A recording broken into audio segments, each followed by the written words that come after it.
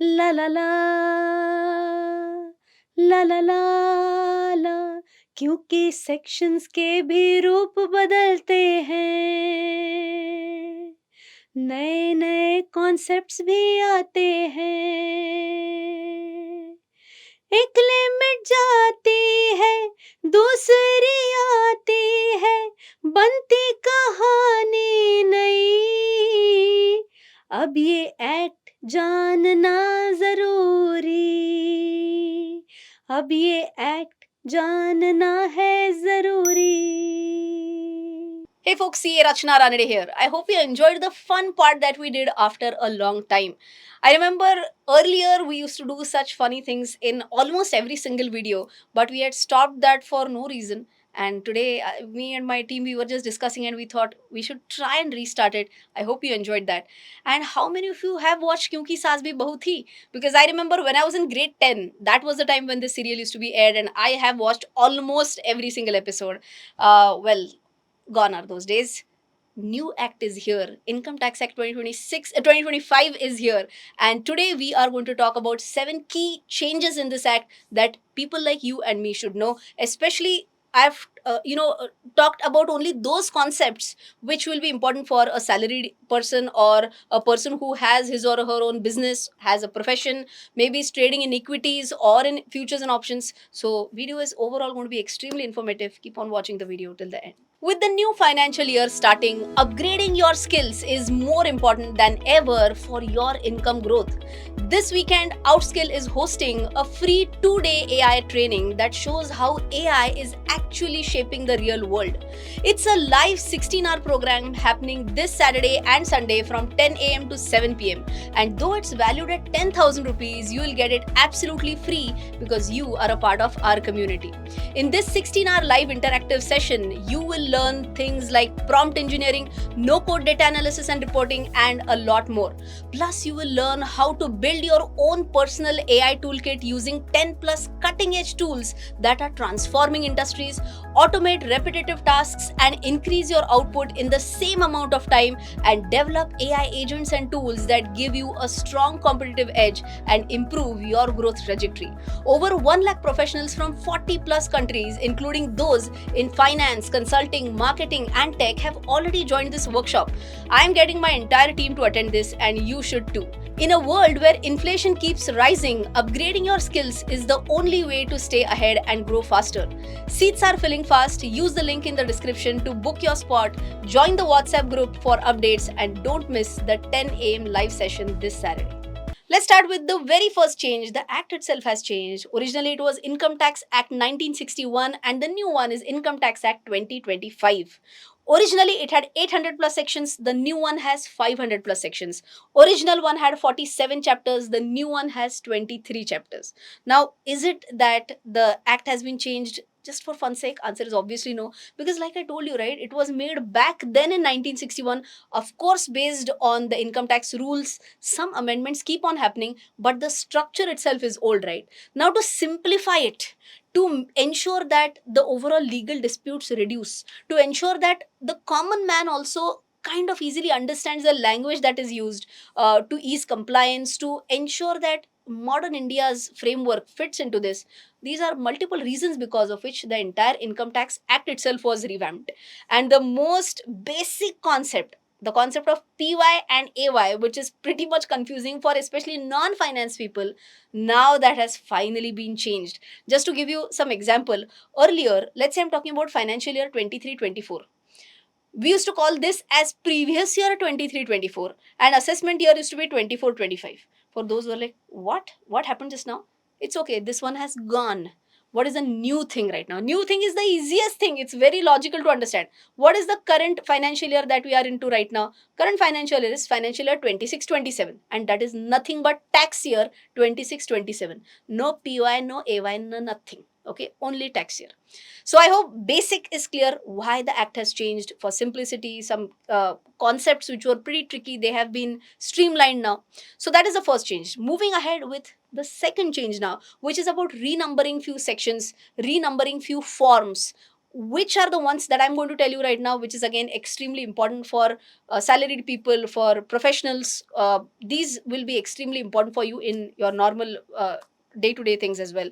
First, if I'm talking about sections, two sections which everyone really looks forward for, especially if you're in the old tax regime, Section 80C and Section 80D. Section 80C has now been renumbered to 123, Section 80D to 126, but deduction limits remain exactly the same. You might be like, what about tax slabs? What about tax rates? Have they changed? Answer is no, they also remain exactly the same. What about form numbers? Key form numbers have been changed. If you're working somewhere, I'm sure everyone knows about Form 16. Now that has been renumbered to Form 130. If you're a professional, you know what is Form 16A. Now that has been renumbered to Form number 131. But wait, don't ask. I mean, this is April and this is the time when you will get Form 16 from your employer. Please don't say I've watched Rachna's video and now you should issue me 130. This will be applicable starting 1st April 2026. So in next April, your employer will issue Form 130. Or if you're a professional, from whoever has cut your tax at source, they will issue you Form 131. This April, you should receive Form 16 and Form 16A only. Okay. What about few other forms? 26AS stands renumbered to Form 168. If you are giving some HRA declaration or investment declaration, Form 12BB stands changed to 124. If you are senior citizens, I'm sure you have heard about Form 15G, 15H, which is about declaration to avoid TDS. Form 121 will become applicable for you. So these are few examples of where section numbers have changed, where form numbers have changed. But the big question is about, have due dates also changed? And that's exactly what we're going to check out in the next section of the video. Now let's understand about the ITR filing deadlines. See, if you're a salaried individual, or let's say if you're having some capital gain income also, in that case you will be filing ITR 1 or ITR 2, and in this case deadline remains unchanged, which is 31st of July. But if you are self-employed or if you are a professional, your ITR deadline ideally used to be 31st July, and as per the new act, now that will be revised to 31st of August. Wait, one more time. Does it mean this year also you will get 31st August? No, we are talking about financial year starting from 26-27. Tax year to be precise. Tax year 26-27.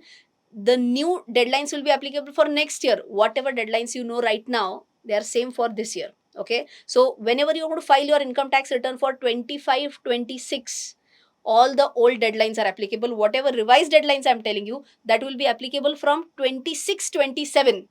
For this year, whenever you're going to file tax in the next year, that is when these fresh deadlines will be applicable. Okay.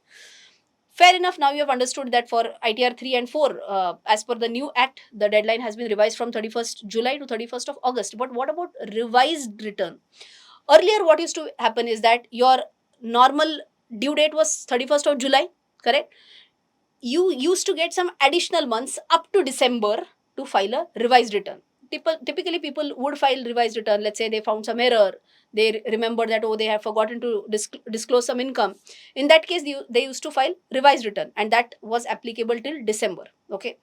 So, in simple words, earlier due date, July, August, September, October, November, December. 5 extra months for you, and you were allowed to file your revised return till then. As per the new act, additional 3 months have been given, that is till next March. That is when you can file your revised return. But if you file till December, that is within 5 months, from July to December, if you file within that time frame, will you be required to pay any extra fee? Answer is no. If you are filing after 31st of December till 31st of March of next year, in that case, you will still be able to file your revised return, but with some extra fee. I hope ITR filing deadlines are clear. In the next section, we'll answer people's questions who are trading in derivatives. Let's talk about those who are trading either in F&O or are trading in equities. So for them, is there a change? Yes. For those who are trading in futures and options, STT has hiked starting 1st of April 2026. And earlier, STT on futures used to be at 0.02%, has been hiked to 0.05%. STT on options, which used to be at 0.1%, now has been hiked to 0.15%.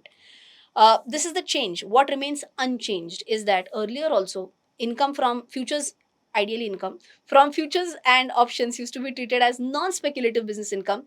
Now, as per the new act also, it will be treated as non-speculative business income. And because it's a business income, any related expenses, including STT that you are paying, that is a deductible expense. Okay, so to that extent, you will feel relieved that okay, at least I'll get some higher deduction. Even though I'm paying higher STT, I'll get some higher reduction at least. Okay. What about if you are a person who is trading or investing in equities? Your taxation remains the same. LTCG remains unchanged at 12.5%. STCG remains unchanged at 20%. No change in equity taxation. But if I'm talking about buybacks, earlier buyback used to be taxed as deemed dividend. So deemed dividend typically gets taxed as per your tax slab. So if you were in the higher tax slabs, you were required to pay extra, I mean at whatever 25%, at whatever 25%, 30% plus whatever surcharge education says, whatever is the case. But now buyback will be charged as capital gains, so at least that much is a relief for those especially who are into higher tax slabs. I've talked about this buyback taxation in a shade more detail in my budget related video. Just in case if you have not watched it, please do watch it. In the next section, I'll talk about TCS and salary allowances. Let's move on with the ultimate 2 points. Number 6, it is about TCS rate rationalization. Again, if you have watched my budget video, I've talked about this in absolute detail. But just in case to give you 1 or 2 key points, TCS on overseas packages. It used to be earlier, there used to be dual taxes. It used to be number one at 5%, number two, it used to be at 20%. Now it has been, I mean, there is no threshold now per se. It is flat 2% TCS. Okay, TCS on overseas packages. Second one is about TCS on remittances, maybe it for education or maybe for medical purposes. Earlier it was at 5%, now revised TCS rate is 2%. Okay. Now moving ahead with salary allowances, which become tax free. Okay. First one, if you remember, I mean, children's education allowance, that has been the same for years together. In fact, when I was doing my CA back in 2008, I studied the same limit, 100 per month per child. How can you even get good, how can you even get education at 100 rupees per month these days? It's impossible, right? And this limit was ongoing for years together. Thankfully they have revised it to 3000 per month per child. Okay, of course these limits can change based on rules, so we must understand this is based on income tax rules 2026. But now the limit is revised to 3000 per month per child. Hostel allowance, earlier it was 300 per month per child, now revised up to 9000 per month per child. With these revised allowances, of course, your tax liability is going to be reduced to that extent. Okay. Free meals, earlier it was 50 per meal, now it is 200 per meal. Gifts, earlier it was 5000 per year, now at 15000 per year. And ultimately, a very, very important one, HRA, house rent allowance. There is a big formula for HRA, how much you can claim as HRA exemption. In that case, earlier, if you remember, one of the condition was 50% if you are staying in the metro cities, something like Delhi, Mumbai, Chennai, or Kolkata. But what about other big cities? Still, you were given a 40% category only. Now, this 50% category has been widened. Metro cities plus 4 more cities for 50% eligibility. And in those 4 cities, it is Bangalore, Hyderabad, Ahmedabad, and Pune. Okay, so these are the 4 cities which now fall into the 50% slab as well. Ultimately, I hope you have understood a lot today. These are all 7 changes that we discussed all at one glance. If you feel that I need to revise something, go back, watch that part of the video. If you loved today's video, if you found a lot of value, don't forget to share this video with your friends. Don't forget to smash the like button. I'll see you in the next one. Till then, take care. Jai Hind and bye-bye. You might have come across such advertisements on various social media platforms. Please note, all of these are fraudsters promising unbelievable returns through stock tips. I don't provide any calls or advisory services. I provide only educational content through my social media handles and through my website rachanaranade.com and rachanaranade.in.